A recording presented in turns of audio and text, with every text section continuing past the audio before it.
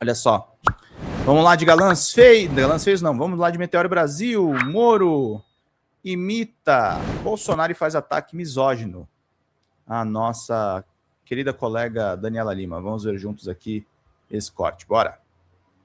Sérgio Moro resolveu imitar o presidente que lhe deu ministério no quesito baixaria. O senador ex-juiz foi para cima da repórter Daniela Lima, que deu uma das maiores exclusivas do ano, e ele se doeu. Foi atrás da mensageira, para variar. Vamos ver tudo isso agora no Plantão do Meteoro.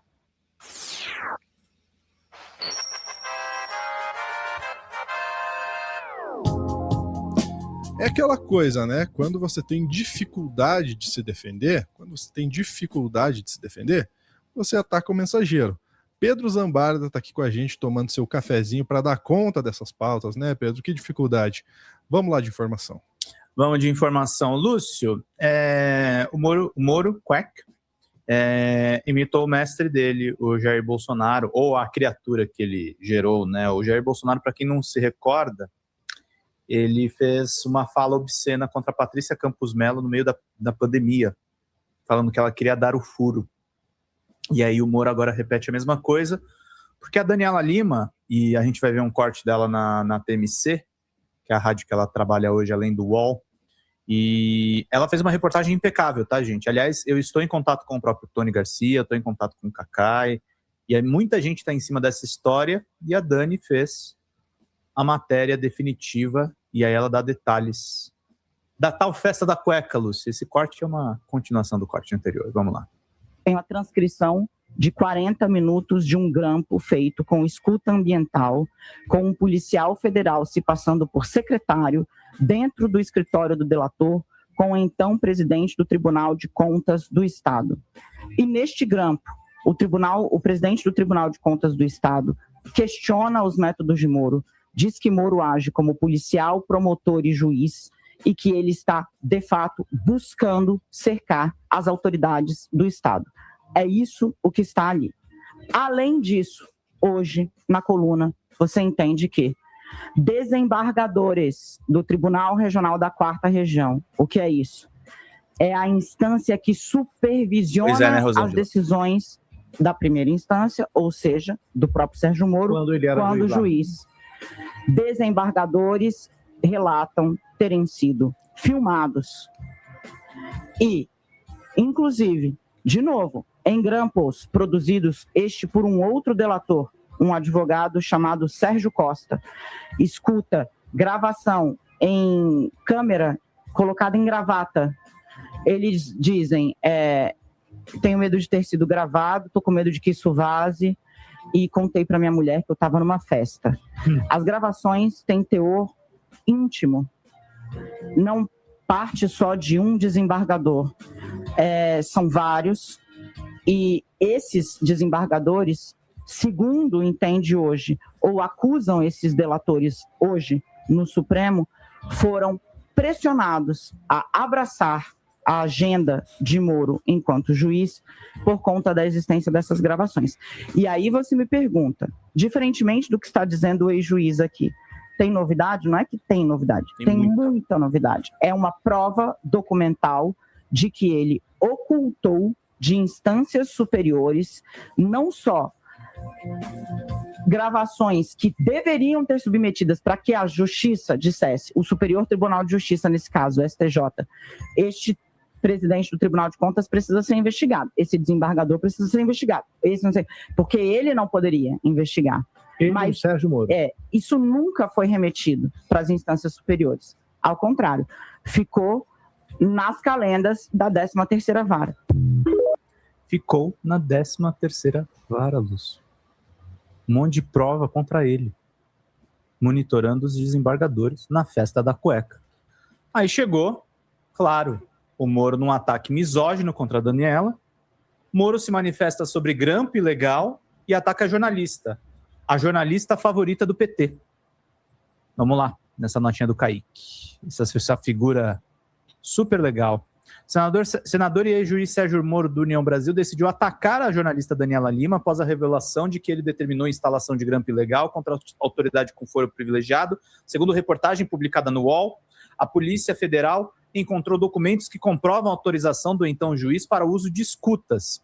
Apesar dos factoides do dia publicados pela jornalista favorita do PT, foi acolhida a emenda de minha autoria pelo senador Espiridião Amin, relator do PL da dosimetria, para que a redução de pena seja focada somente nos condenados pelo 8 de janeiro, manifestantes Bolsonaro e generais, sem atingir condenados de crimes por crimes de outra espécie, escreveu ele. E aí ele vai para o ataque. O parlamentar disse que está sendo alvo de notícias falsas por meio de uma investigação contra Lulinha, filho do presidente Lula. Estranhamente, esses factoides são ressuscitados no momento em que é revelado que Lulinha está sendo investigado pela Polícia Federal por suspeita de envolvimento no escândalo do roubo do INSS, disse ele em outro post.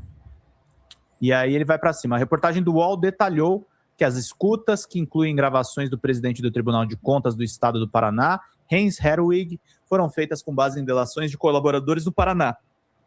O jornalista teve acesso a um grampo de 40 minutos de duração e ao despacho judicial de Moro, que autorizava o monitoramento. Moro acusou a jornalista de republicar uma matéria de 2023 e alegou que a notícia divulgada não era nova, já que os documentos haviam sido apreendidos durante uma operação da policial da 13ª Vara Federal de Curitiba no início deste mês.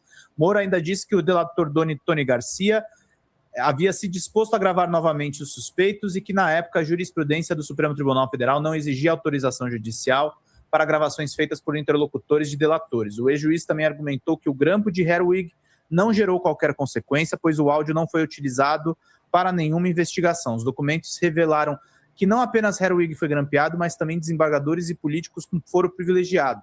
Esses grampos foram realizados por outro colaborador de Moro, o advogado Sérgio Costa, sem a devida autorização do Superior Tribunal de Justiça, que é necessário para investigar autoridades com benefício.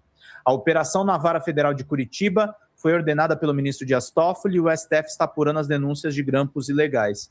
E aí, Lúcio, ele escreve aqui, ó, então vamos lá, jornalista que publica furo, entre aspas, no UOL, de que eu teria em 2005 grampeado ilegalmente o ex-presidente do TSE, primeiro, não é furo, a mesma jornalista havia dado idêntica matéria de 2023. Por que ele usa a palavra furo, Lúcio? Porque ele quer atacar a mulher. Ele está fazendo uma insinuação de cunho baixo aí. E eu quero lembrar o Moro e lembrar a própria Daniela, se porventura ver esse vídeo, que tem uma nota lá no Jota que o Bolsonaro foi condenado a indenizar a Patrícia Campos Melo pela mesma piadoca. Quer fazer piadinha sexista? Ó, caminho do processo é esse aqui, ó. O presidente fez ataque machista à repórter ao dizer que ela queria dar o furo, risada geral, a qualquer preço contra ele. Não é o mesmo teor, Lúcio? É, exatamente. É a mesma misoginia, ódio às mulheres. O presidente da República, Jair Bolsonaro, essa notícia de 2021, foi condenado a indenizar a jornalista Patrícia Campos Melo por atacá-la de forma machista ao dizer que ela queria um furo. Ela queria dar um furo, risada geral, a qualquer preço contra mim. A decisão de primeiro grau foi proferida na sexta-feira, no dia 26 de março de 21, pela juíza Iná de Lemos e Silva Machado, da 19ª Vara do Foro Central Cível de São Paulo. Embora Campos Melo pedisse uma indenização de 50 mil por danos morais, o valor foi arbitrado em 20 mil. A jornalista Patrícia Campos Melo foi autora de reportagens na Folha de São Paulo que revelaram e detalharam um esquema irregular bancado por empresários de disparos de mensagens anti-PT nas eleições de 2018. O principal beneficiado pelo esquema seria Jair Bolsonaro, então candidato à presidência da República. Em janeiro daquele ano, 2021, o deputado federal Eduardo Bolsonaro, filho do presidente da República, já havia sido condenado a indenizar a jornalista em 30 mil por dizer que ela tentava seduzir fontes para obter informações que fossem prejudiciais ao presidente Jair Bolsonaro. Em entrevista coletiva, ao comentar o depoimento dado por Hans River, funcionário de uma das empresas de disparo de mensagens e fonte da reportagem, na CPMI das fake news, Bolsonaro fez ataques à jornalista. Além disso, ela afirma que ele publicou um vídeo com a entrevista no Facebook, o que gerou maior repercussão. Lúcio, importante a gente falar desses ataques misóginos. O que você pensa sobre esse tema? Não, mentira, não é isso que eu penso. O Sérgio Moro é um dos indivíduos mais vergonhosos da política brasileira, e eu digo isso como uma opinião baseada em tudo que a gente vê sobre o Sérgio Moro, né? É um cara que foi colocado num patamar de herói da nação. Depois se descobriu que, como juiz, fez operações totalmente fora da operação padrão legal, né? Aqui eu não vou simplesmente acusar nada porque a gente se protege juridicamente, mas o que a gente viu em relação a reportagens e provas publicadas é que houve, dentro ali da Vaza Jato, a gente viu que houve sim movimentações e operações muito, mas muito fora do rito padrão do jurídico, né? Então, combinando jogada com a promotoria, oferecendo ideias, sugestões de pessoas a serem investigadas pela promotoria, né? Depois ele entra para... Ele tira, né? Consegue tirar o presidente Lula do jogo político de 2018. Vem a eleição. Detalhe, né? Ele joga no ar um grampo da presidenta, então, Dilma Rousseff com o Lula, que na época não era ministro, não era absolutamente nada. Ele simplesmente jogou no ar. Algo que ele não podia ter feito. Jogou. Depois, ele simplesmente vira ministro do principal adversário político de quem ele prendeu. Ele prendeu com páginas e páginas de uma acusação que ele não consegue apontar onde estão as provas. Tem vídeo do Mainardi falando: Moro, pelo amor de Deus, diga onde estão as provas. E o Moro não consegue dizer onde estão as provas. Mas aí ele se torna um ministro achando que ia para o STF. E aí o Bolsonaro não o coloca como possível ministro do Supremo Tribunal Federal. Aí o próprio Sérgio Moro, no meio da bagunça... Olha aí, ó, o vídeo. Eterno, tá sem áudio. Vou botar aqui o áudio, peraí, desde o começo. Se algum dos meus amigos com acesso a esse bendito documento estiver me assistindo agora, por favor, eu imploro, mande para mim essa planilha, para mim, não para Veja, não para a Folha de São Paulo, para mim. Olha, eu peço de joelhos. Eu peço de joelhos, por favor. Que patético. Eu estou esperando, tá bom? Para cá. Nunca ninguém mandou nada, porque não tem nada. E aí, só fazendo esse recap da vergonhosa atuação política de Sérgio Moro, ele sai chutando o balde, dizendo que o Bolsonaro estava querendo proteger os próprios filhos e simplesmente fazendo mutretas dentro da PF para trocar delegado por conta disso. E aí ele rompe com o bolsonarismo. Vira senador, e de repente na eleição que o Bolsonaro perdeu, ele vai lá e vira papagaio de pirata do Bolsonaro, e agora tá aí como um ex-juiz, atual senador, apoiando um PL da dosimetria, que é uma das coisas mais vergonhosas em relação à intervenção da Câmara no Judiciário, que a gente já viu nos últimos tempos. Isso sem falar que é um cara que nunca propôs nada de decente, nunca aprovou nenhum tipo de projeto decente, é um zero à esquerda dentro do parlamento.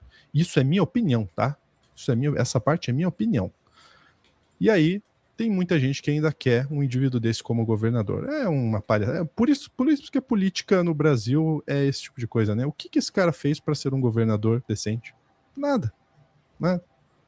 Inclusive, se o pessoal da extrema-direita pensasse minimamente, ia ficar com raiva do Sérgio Moro. Uhum.